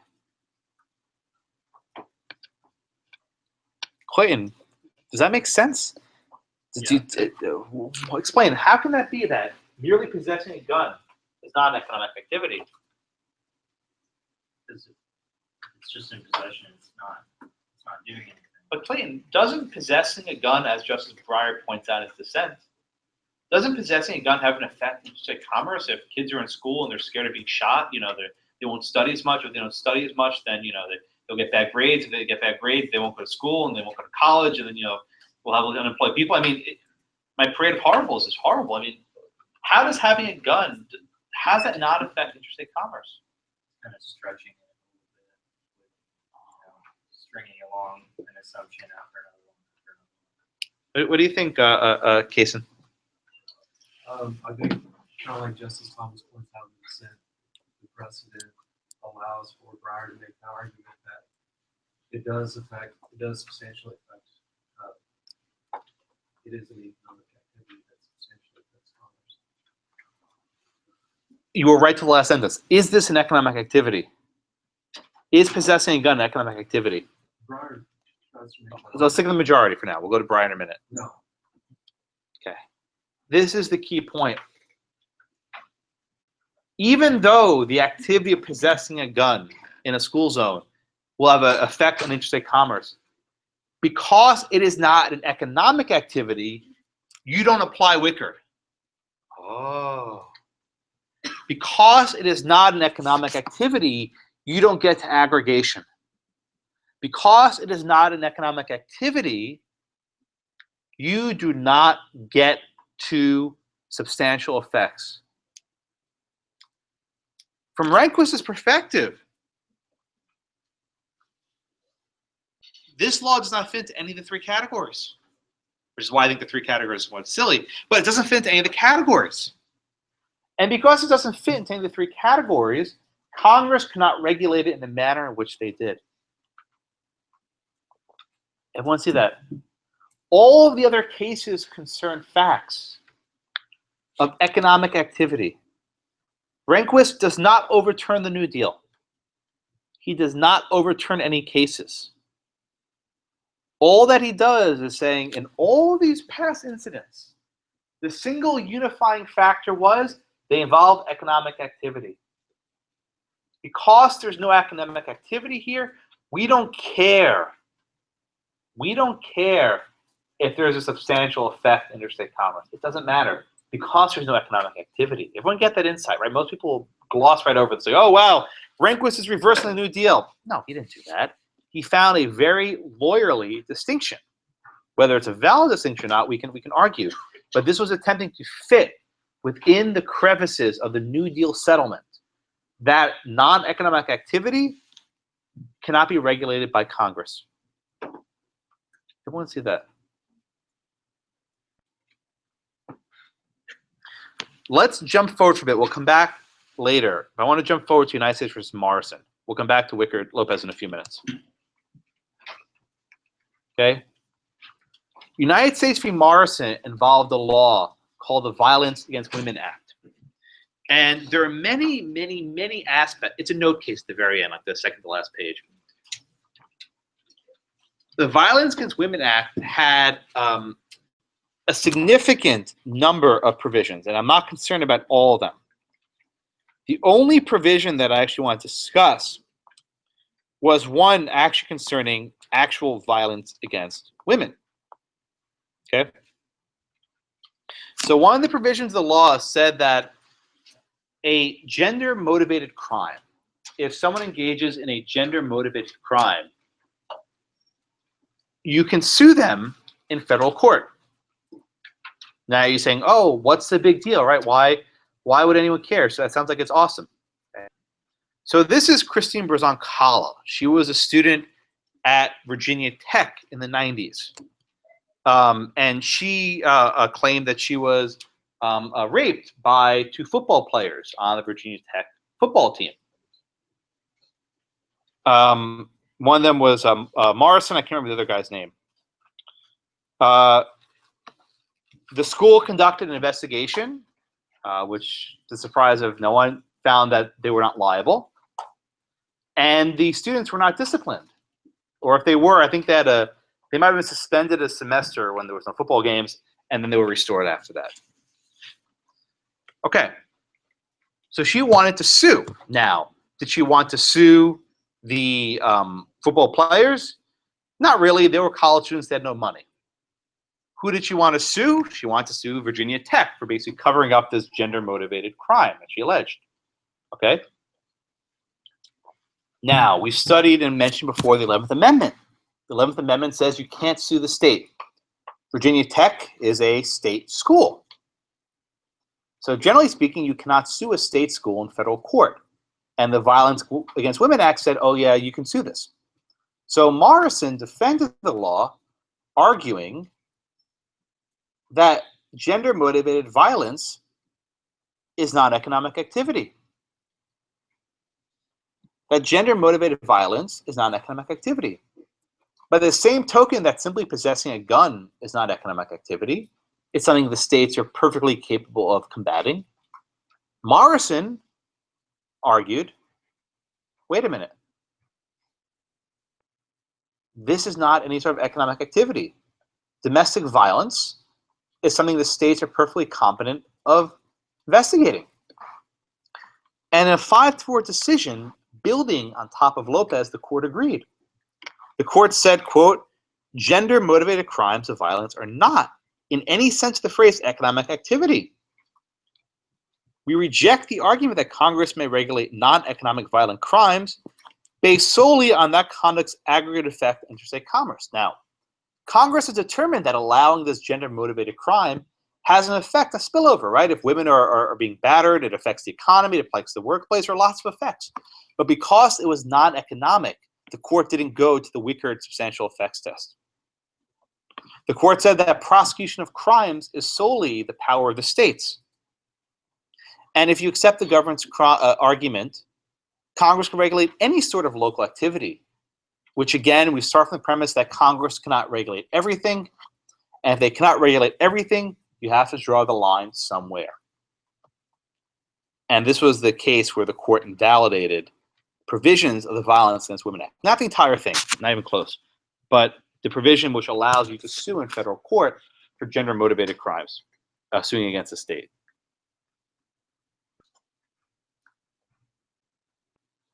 Okay, who with me so far? Any questions? So let's go back to Lopez. Everyone's frantically flipping their notes, right? The court finds that this was not an activity with a substantial effect because it was non-economic. Now,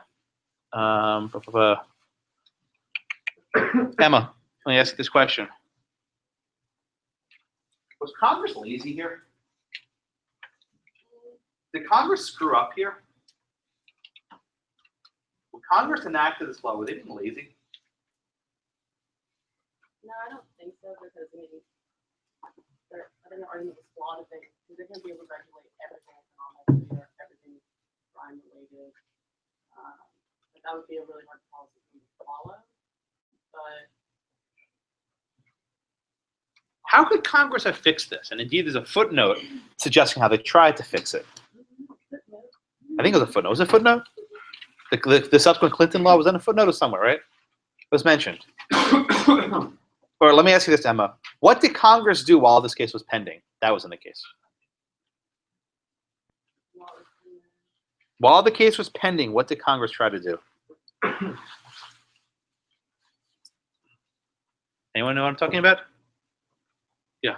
They passed the bill again with subsequent history to try and appease the court. Oh, yeah.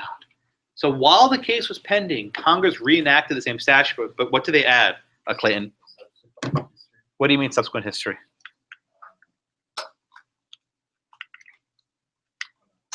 Anyone know? Anyone else?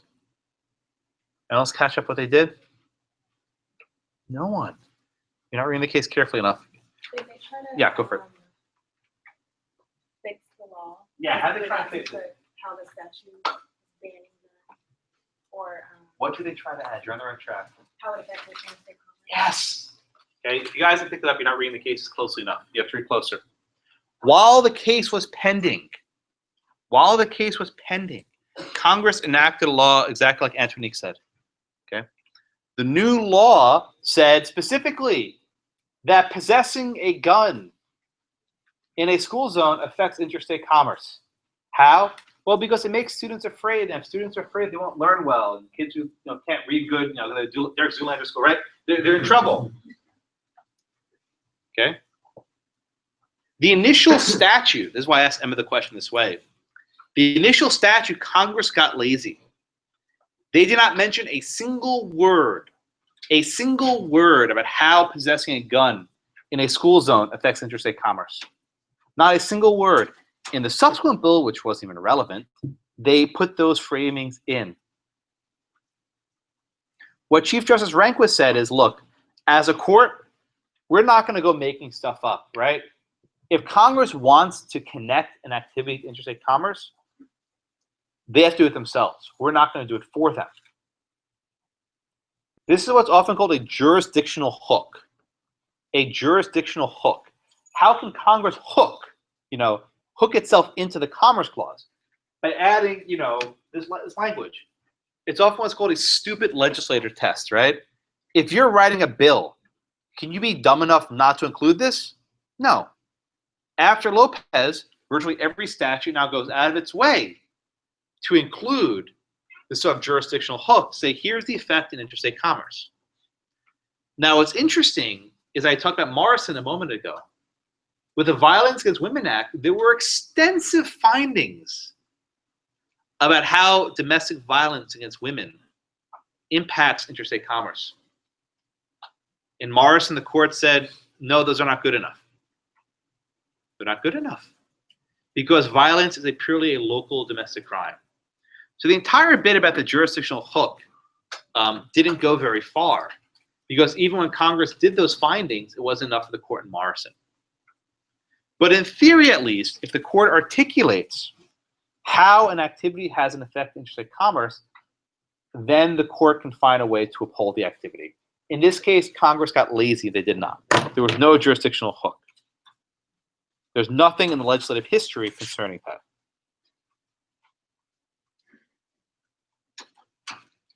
Okay. So any questions on the majority? Yes, sir. I have more about the case in general and the act. There are plenty of homes out there, residents that abut school property that are clearly within 1,000 feet. How would this law affect those gun owners that live adjacent to a school? Because I feel that very blank language, no firearms within 1,000 feet of the school, would affect plenty of homeowners. I don't know if there was a special carve-out for people whose property is adjacent to the school zones. But I will note this. You'll often see, with respect to sex offender laws, right, that if you're a registered sex offender, you can't live within 1,000 feet of a school or a park or a playground, right? I'd like for you to look at a map of any dense city and try to find a single place that is not within 1,000 feet of a park, school, playground, whatever else. These places do not exist. And the people who wrote these laws know this. So there's actually a situation in Miami, right, where all these registered sex offenders are living under the highway the underpasses, right? because it's the only place not within 1,000 feet of a school, park, or bridge. I'll give you another example. This is often used as a tool to exclude. So you'll discuss property to what's called restrictive zoning. I'll give you a very easy example. When I was clerking, I had one case where in this small town in Pennsylvania, they wanted to build a methadone clinic, right? A methadone clinic is a clinic where people with opiate addictions are given this thing called methadone, which is supposed to help them get off the addiction, whatever. If it works or not, it doesn't really matter. Unsurprisingly, this small town did not want a methadone clinic to be built in their town. So they said, okay, we have to stop this. So the methadone clinic found a spot. It was like on the outskirts of town, in the middle of nowhere, industrial area, nothing there. And they said, okay, we have to stop them. We can't let them build this here. So what did they do? There was a small strip of grass in front of the sidewalk where the methadone clinic was to be built. The city designated that as a park. The city designated it as a park. I mean, it was basically like a sidewalk. Oh, I'm sorry. A strip of grass by the sidewalk, and they designated this as a park. This went to court. Eventually, the city lost to pay money, but this is often done. I'll give you another one that always made me angry when I was clerking. If you are engaged in federal drug trade, I'm sure all of you are. If you ever engage in federal drug trade, if you do it within 1,000 feet of a school, park, or playground, you have an enhanced sentence, right? So in the city where I was clerking, there was a housing project where a lot of the crimes occurred, and there was actually a playground in the housing project. So by definition, every single drug transaction, the housing project was within 1,000 feet of a playground, and that's able to amplify the sentence. So this entire 1,000 feet business is stupid. I'll tell you why. Because if you're a registered sex offender, you can park your car outside the school. You just can't live there. It makes no sense. You're allowed to just stay there all day, but you just can't live there. These are not particularly well thought out laws. They are. They're not. But the point you raise is a fair one. And it actually illustrates why perhaps a single nationwide federal law doesn't make much sense. Because in most states in the country, guns are restricted very heavily. And in Texas, they're not. And a state can choose to pass a gun law that's more suitable for needs. I mean, for now, in Texas, we have open carry. And not here, but in various state schools. Meanwhile, you have a federal law saying you can't, which underscores the importance of this case. It allows states to still experiment and have different policies, whereas in the alternative, there's a single nationwide policy that cannot work. So the court invalidates this. So the court says, in the final analysis, possession of a gun is in no sense economic, and because it's not economic, we don't go to the substantial effects test. He was a student at a local school. There's no indication he moved in interstate commerce, and there's no requirement in the statute that the gun had moved interstate commerce. Now, Congress can enact the exact same statute again, which they did, but here we will not pile inference upon inference. We will not jump and make all these leaps to try and figure out how this affects interstate commerce. On the face of the statute and the face of the indictment, there's nothing to prove that case. And he says, we decline to proceed any further, right? We're not overturning the New Deal. We're not going back to before the New Deal. We just won't go any further. We will freeze in place where we are today and not give the central government more power. Questions on the majority opinion in Lopez? I don't have a question. Raise your hand. Just make sure you raise your hand. Yeah. I don't have a question on the verdict, but I guess it's a little bit of tweak on the hypo. So, like, sure. Let's say if it's like, a kid's, let's say the gun is actually a foreign gun, so it's an AK-47 or something, but like it was purchased by like their parents who were actually engaging in interstate commerce. So the problem there, John, is the statute was silent on that. Okay. If the statute had actually said, if you bring a gun into a school zone that had traveled interstate commerce, there would be no problem. And in fact, the subsequent statute that Antonique mentioned a minute ago, it said if the gun had traveled interstate commerce, that can be regulated. But this was lazy by Congress. Congress didn't even bother mentioning that. And the court wasn't going to add it for it. Any other questions on the majority opinion, Lopez? Okay. One more. Yeah. Go for it. Yeah. So let's say if a gun owner had brought suit violating next to a school and gotten in trouble for only going within 1,000 feet of the school because he was in a residence, would he have had standing, or would the case turned out similarly? If I had to guess, I wouldn't say the law closely. There's probably a car where people live nearby. I'm I'm almost positive there were, but I'm not sure. And I'm just curious, like, and I'm not sure whether it's state or federal, but you can't purchase a handgun until you're 21. That's a federal law, yeah. That is federal law. So why didn't they go after? I mean, He didn't buy it. Purchase it, but then I don't think he bought it. I don't know where he got it from, but I don't think he bought it. Well, they could have charged him with illegal purchasing of a firearm at the age of 21. That's not a problem.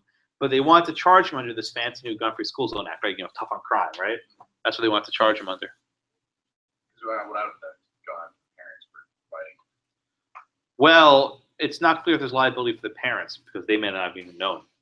I mean, children can steal stuff from the parents. They can steal their parents' car and kill someone with it. I mean, that's not solely a federal crime. Yeah. So in many of these cases we read about, use these federal public defenders to go all the way to the Supreme Court? Very rare. I mean, maybe in the 90s it's more common, but it's very rare that a federal defender gets argued with the Supreme Court. Maybe a couple times a year. Very rare. But I think in this case, I can't remember the guy's name. I have it in my email somewhere. The attorney here figured out how to make this case. He took it all the way.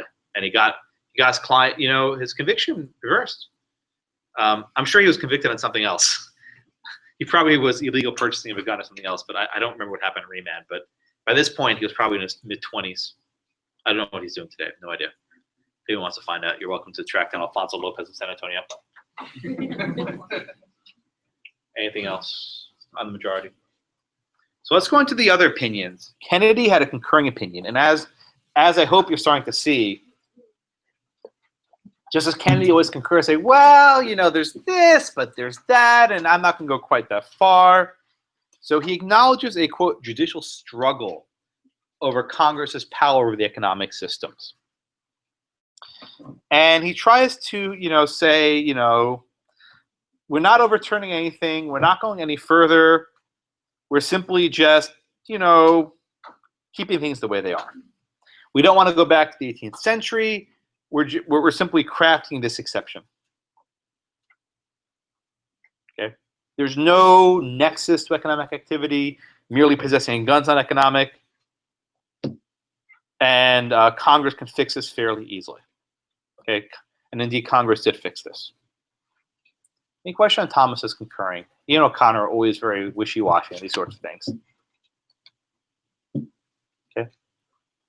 We next have a concurring opinion from Justice Thomas, and now that Justice Scalia is no longer with us, Justice Thomas is probably the only originalist on the court, and by that I mean the only justice committed to interpreting the Constitution based on how its words were originally used. I think Thomas was always a much stronger originalist than Scalia was. But now CT, Clarence Thomas, will have that burden to shoulder himself.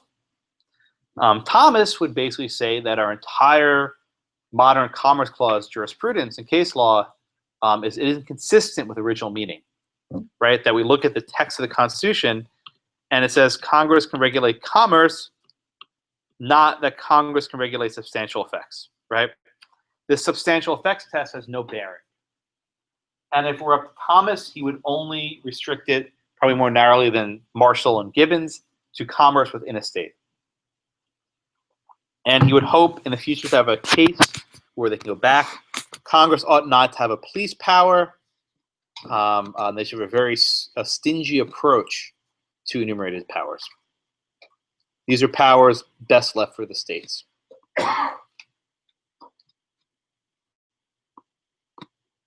Questions on that? Justice Stevens, who's no fan of guns, says that guns are articles of commerce and that inherently possession is a consequence of economic activity.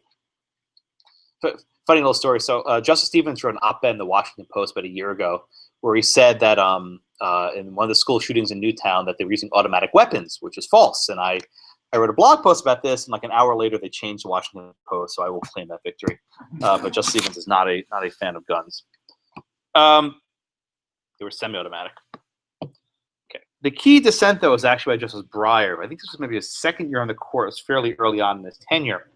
And Justice Breyer rejects the idea that we only looked at economic activity. He says, where did you get this from, right, Frank? Was you just made this up, right? There's nothing in the case law suggesting economic activity. Well, the courts have never actually said this, but the word economic activity was almost always in the cases. And what Breyer says is having a gun in a school zone absolutely affects economic activity, right? If there are guns in schools and the kids are afraid, then people won't learn. And if people won't learn, they won't get a good education. And if people won't get an education, they won't get good jobs. They won't get good jobs with unemployment, and that'll affect the interstate market. It was like 7 or 8 inferences piled one top of the other. But Breyer says it's not our place to invalidate this. If we can find a way, twisting and turning and backflipping over, to uphold this law, to find a relationship with commerce, for Justice Breyer, we have to make democracy work. We have to do what we have to do to uphold the laws, unless it involves abortion, right? This is Breyer's essence, and this is how he has to find a way to uphold this statute. Okay, and he goes through all these statistics about problems of guns in schools, everything else. All right, so any questions then on the dissent in Lopez? This case sent shockwaves, and it was unclear how far the Supreme Court was willing to take it. So the next case I mentioned, the Morrison case, where the court held that provisions of the Violence Against Women Act were unconstitutional. Why? Because domestic violence, violence against women, is not an interstate crime. It's a local crime, and it's something within the state's police power, and Congress cannot take away that aspect of the state's police power. Okay? So after Lopez in 2000, I'm sorry, Lopez in 95, and Morrison in 2000, during those 5 years, there was a serious question about the scope of how far the court would go. But then things changed in 2005. Okay? Things changed in 2005, with the decision in Gonzalez against Raich. Okay? Gonzalez against Raich. Okay? This was a very significant case from California involving medical marijuana. Okay? It was a very significant case. So this is Angel Raich. Would anyone like to tell me what's in her hand? Oh, come on. Just say it. It's a marijuana pipe. Thank you. This is Angel Raich. She had... It's okay. I won't ask any questions, right?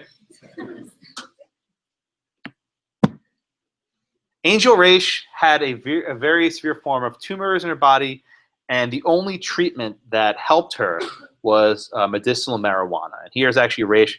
What is this, Mirza? What? Oh, we. What's that? What's that cone thing? I don't know. Thank you. Yes, you know. Yeah, it's a vaporizer. Yes, thank you. So under California law, Angel Raich had a license, which you can get by telling your doctor your headaches. She had a license to use medical. It's real easy to get. She had a license to use medical marijuana.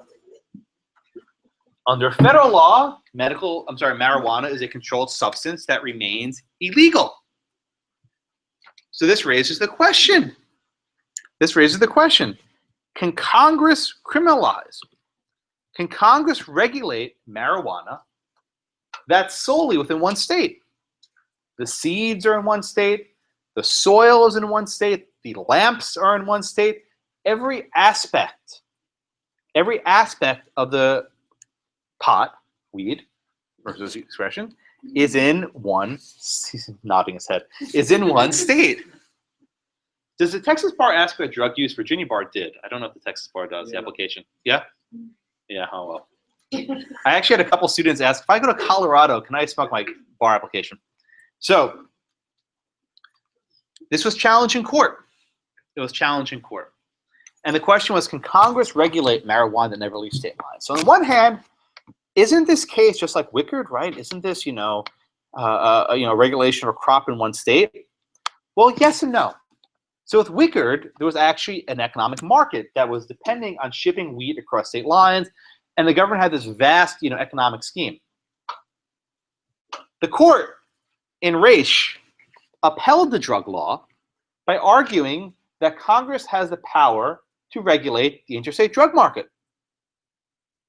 What?